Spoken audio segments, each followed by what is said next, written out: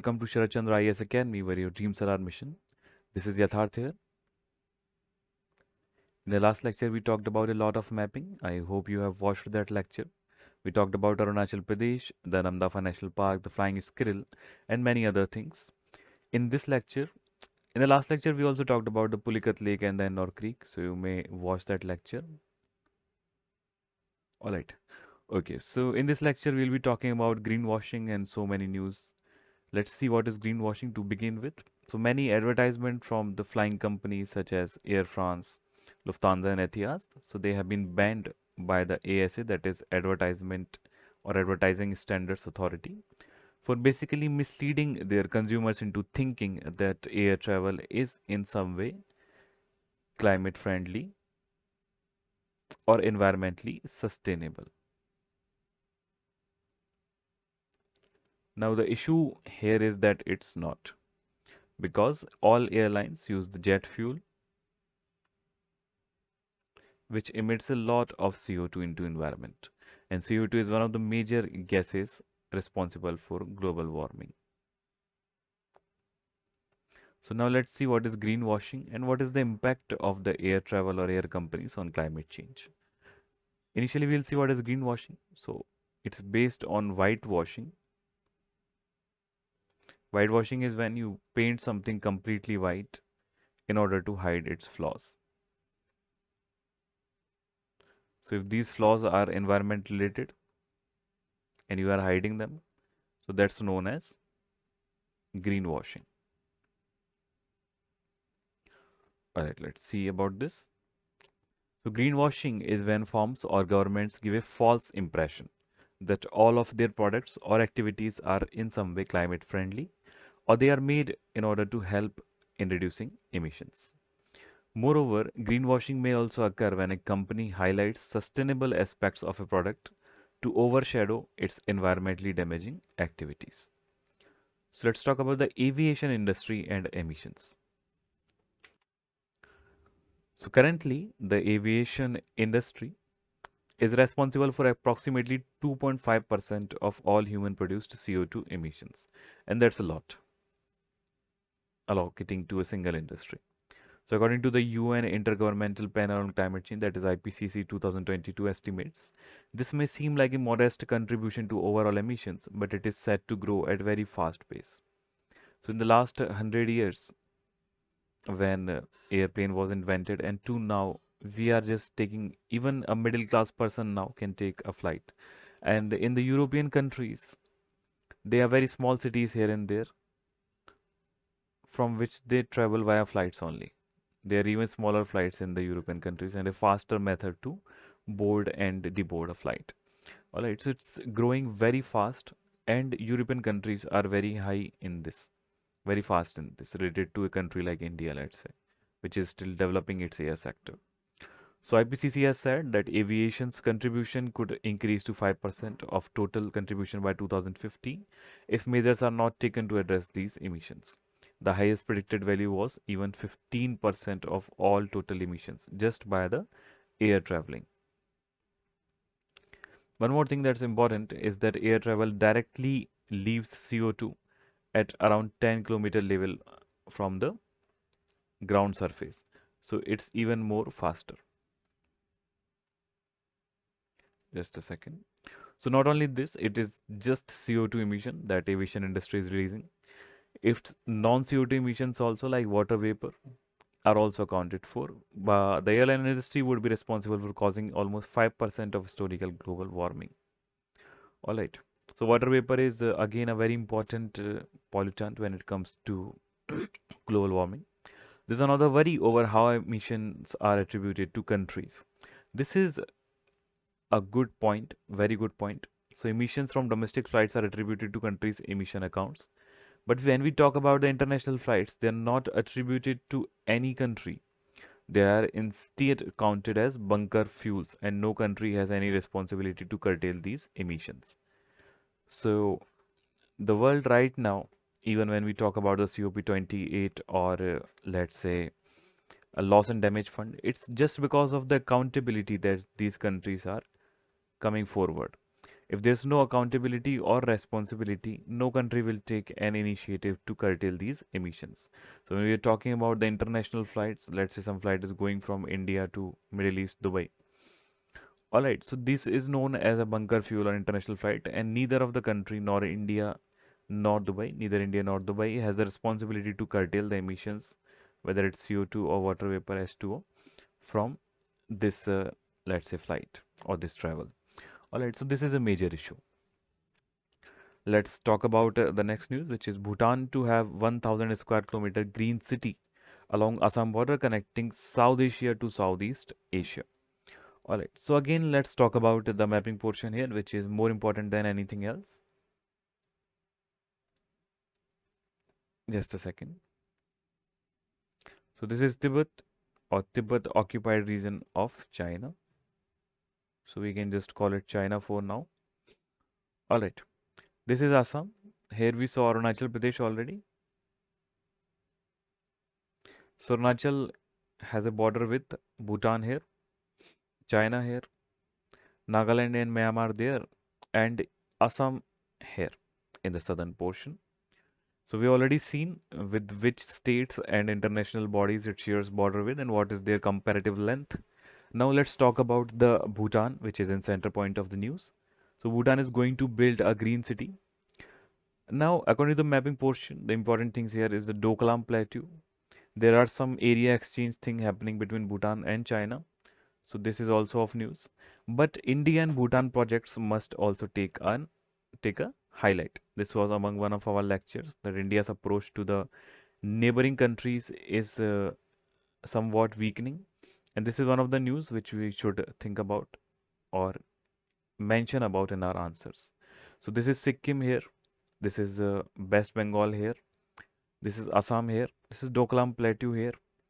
This is the region where the Bhutan is going to build its let's say this green city, and this is Gelepu. So it's in border with the Assam. So please remember which border it's sharing. It's Assam border here. All right, and this will exist between this connection will exist between two places, that is Kokrajhar and Gelepu. Here we see again in the mapping portion. This is what where we are talking about. A connection will be made here. Another connection was between here, the West Bengal and Tripura, about a railway line very recently. So these are the things that are connecting both countries. This mapping portion we've already seen. We are talking about this portion here. The Namdapha National Park, which we saw, was here. Alright, so keep marking these things when you read about them. Okay, moving further. So Bhutan plans to build a massive international city on 1000 square kilometer near Gelepu, bordering Assam, India. So it aims to be an economic corridor connecting South Asia with Southeast Asia via India's northeast. Features include an international airport, zero emission industries, a mindfulness city for tourism and wellness, and infrastructure companies. It will be a special administrative region, so there will be differences in the taxes for all industries or all businesses set up here, with different laws to attract quality investment from screened international companies. So what are the reasons for this project? So leverage Bhutan's strategic location between South Asia and Southeast Asia, and boost economic growth and create jobs, addressing current economic downturn and high unemployment. This was especially in light after COVID. So you can use it in your answers. Showcase Bhutan's environmental commitment with sustainability goals and position Bhutan as a hub for innovation and technology. Now, what's India's role in this? So it's key partner in the project, pledging infrastructure improvement like roads and railway connecting to Bhutan to Gelepu. Prime Minister Modi expressed full commitment to support this project and Indian industries like Mukesh Ambani, so Reliance basically, plus Adani Industries engaged in potential partnership. So let's see when this becomes a reality. Alright, coming to the next news, which is about the coup attempt in the Sierra Leone. Again and again, mapping is important for us. So we'll see Africa this time. Recently, in a lecture, we saw the South America, if you remember, when we talked about the Venezuela and its neighbor. in conflict because of a region.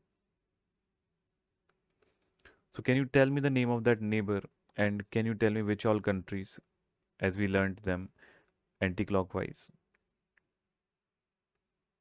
they fall in this region? Whether it is Brazil, is Paraguay, Uruguay, alright, Argentina, Chile, and how they are formed. What is the best way to remember them? Alright, so let's talk about Africa in this lecture now. We in Africa also we covered Kenya and many other countries. Now we'll see these the ECOWAS countries as well as the African countries here. So this is the Northern Africa. We'll cover this later in the next map. We are talking about the Sahara and Sahel region here and the DRC region, some of that. All right, so we are talking essentially about the Western Africa. So these are the countries. This is the Sierra Leone, which the news is about. So let's see the neighboring countries. This is Liberia. Please do not confuse it with Iberia or Iberian Peninsula. This is the peninsula which is related to Europe, Spain and Portugal. So this is Liberia. This is Guinea here. All right, Guinea-Bissau, Senegal. Senegal is also very important countries. The Gambia, Mauritiana. This is Mali, Burkina Faso. Burkina Faso was in news because of the terrorism. This whole region, Mali, Chad, Niger, Nigeria here. All right, this is Niger here. This is Nigeria here. So these all countries are in the, let's say, grips of terrorism. We'll see all that also. Right now, the Sierra Leone is here, and there was a coup attempt on this. This is another map which highlights the ECOWAS countries. This is Mali, Niger, Nigeria. There is Benin, Togo here, Ghana here, Burkina Faso here, Cote d'Ivoire, Liberia here, and Sierra Leone again, the newest country which we are talking about. Then there's Guinea, Guinea-Bissau, Gambia, Cape Verde, and Senegal. Senegal is also very important. All right, so let's see another map. So this is overall an African map. Just a second. Okay, so we are talking about the country here, the Sierra Leone. The further countries, Liberia, and this region we have already seen. This is the northern region of Africa, Libya, Egypt, Algeria, Tunisia, Morocco. This we already learned. This is the Sahel region, Niger, Chad, Sudan, Ethiopia, Somalia, Djibouti, Eritrea here. The Kenya we talked about here. All right, this is Uganda, Tanzania, DRC. The question on DRC came, so you can remember that. Angola, Namibia, Botswana, South Africa, Zimbabwe, Mozambique. There was a question also on the Seychelles here, so it's also very important. Okay, let's move forward and see what happened in the Sierra Leone. So in November 26, unidentified gunmen attempt a coup by attacking military and police facilities in the Freetown, that is in Sierra Leone. So what are the triggering factors? And these are common to all of the West African countries. So these are the political factors: contested and a narrow re-election of President Bio, leading to opposition boycott and parliament non-engagement. The economic factor: the high cost of living crisis, poverty, youth employment, and economic policies blamed for worsening conditions, and police aggressions. So these are all signs of a failing economy ruled by a dictatorship. And what is the final consequences of such economies and such rulings are well known. It's political turmoil and always a problem to the population or demographics living there. So state response: curfew, search for coup leaders, and reward offers for information. Now what is ECOWAS involvement? So delegation visit highlight a potential for regional intervention to uphold democracy and avoid sanctions. Now let's see, will the ECOWAS intervene and what is ECOWAS actually? So since 2026, African countries out of the 15 members of ECOWAS have undergone 9 coups and coup attempts. Countries including Niger, Guinea, Mali, Burkina Faso, Gabon, and Sudan are under military rule right now. The growing antagonism of people towards democratically elected governments paved the way for the Janta to legitimize their takeovers. So basically, Janta means, you can see, Similar thing in Myanmar. So over the democratically republic elected governments, Janta has taken over in Myanmar also, and the same thing are happening in the African region also. They are bigger factors, but what you must see is basically the economic and political factors. So the economic community of West African states, that is ECOWAS, intolerances towards unconstitutional takeovers was emphasized when the organization threatened Niger with military intervention and levied economic sanctions. So this is one of the most important tools in the modern world, the economic sanctions. Basically stop trading with this country, let it thrive on its own, which it cannot thrive in the modern world. Sierra Leone is a member country of ECOWAS, and hence, if any security concerns arises in the future, ECOWAS and the member countries will step it in to maintain a constitutional order. Now let's see what is ECOWAS. So it was founded on May 1975 during the Treaty of Lagos, signed by 15 West African countries. So please remember the Treaty of Lagos here. It's important. The main objectives are foster economic integration and create a single market among member states, promote cooperation in various sectors like trade, agriculture, industry, infrastructure and education, healthcare, etc., raise living standards and achieve collective self-sufficiency for the region, and strengthen social and cultural ties amongst member states. So what are the member states of the ECOWAS? Let's see it here. Just a second. Okay. So we already talked. This is the North Africa.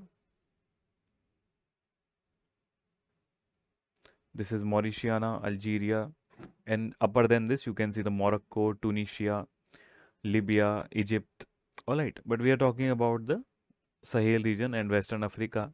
So this is Mali, Niger, Nigeria. These countries which are highlighted in the let's say red region, these are the countries which are under, they are suspended states basically, because some coup has happened in them and they are under the military rule. So Niger, Mali, Burkina Faso, Guinea, you can say. All right, so all these countries are suspended state from ECOWAS because there is a coup in them already, coup d'état. There's Senegal here, there's Sierra Leone here, Liberia here, Togo here, Benin, Nigeria. So these countries you can take care of, all right, in the West Africa. So let's see the member states now. They are Benin, Burkina Faso, Cape Verde, Cote d'Ivoire, the Gambia, Ghana, Guinea, Guinea-Bissau, Liberia, Mali, Mauritania, Niger, Nigeria, Senegal, and Sierra Leone. So latest will be the Sierra Leone where a coup has taken place. All right, let's see the next news, which is about the selection of election commissioners. So no need to dictate much. I'll just cover it in short. So the news here is that on December 12th, the Rajya Sabha passed the. First of all, we need to see that Rajya Sabha passed. That means Lok Sabha had already passed. The Chief Election Commissioner and other election commissioners' appointment conditions of office and terms of office bill 2023. So it will be a law soon, as it's passed by the legislature already, unless appealed in a court of justice. So what does the constitution say? The article 324 provides for the composition of Election Commission of India. So please remember this article, article 324, that will describe the composition of ECI. It consists of the CEC, Chief Election Commissioner, and two other ECs, Election Commissioners. So this is 1+2 formation. The Constitution provides that the appointment of the CEC and EC shall subject to the provisions of any law made by Parliament to be made by the President. While the existing parliamentary law provides for their conditions of service, it is silent with respect to appointments, that how appointments are made.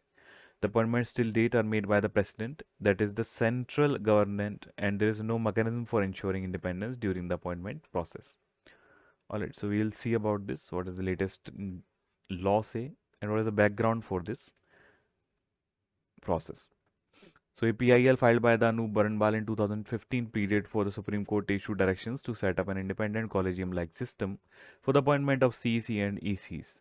The Supreme Court in this case in March 2023, very latest, held that there has been a legislative vacuum. So the acknowledgement was there since the independence, let's say. And independence of ECI is essential for ensuring free and fair elections. That is paramount for a vibrant democracy. So let's see what the important cases here. You can read the notes. I'll share it on Telegram eventually. So Dinesh Goswami Committee on Electoral Reforms. This is very important, and the Law Commission in its 254th report on electoral reforms had suggested that CEC and EC should be appointed by a committee consisting of the Prime Minister, the Chief Justice of India, and the leader of the opposition or the largest opposition party in Lok Sabha. Considering these recommendations, the Supreme Court, exercising its power under Article 142 to issue directions for doing complete justice in any matter. So this is the original power of the Supreme Court. Laid down, the CEC and EC shall be appointed by a committee consisting of the Prime Minister, CJI, plus leader of the opposition.